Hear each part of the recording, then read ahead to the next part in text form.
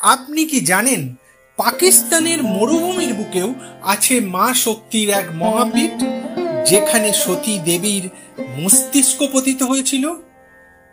এটি হলো হিংলাজ শক্তিপীঠ।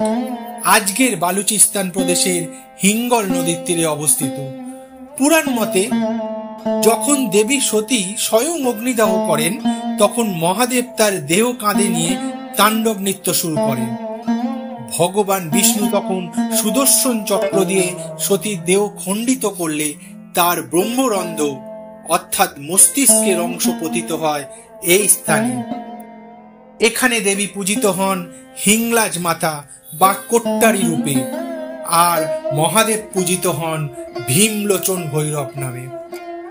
আজও হাজার হাজার তীর্থযাত্রী হিংলাজ যাত্রায় যোগ দেন, বিশ্বাস করেন মা শক্তির কৃপায় পাপ মোচন হয় আর ভক্তি বৃদ্ধি পায়। পরের পর্বে আবারও কোনো নতুন শক্তিপীঠ নিয়ে আপনাদের সামনে হাজির হব। সাথে থাকুন আমাদের 51 শক্তিপীঠ সিরিজে এবং মিথিক বাংলা চ্যানেলকে সাবস্ক্রাইব করে দেবেন। মিথিক বাংলা, যেখানে পুরাণ জীবন্ত হয়।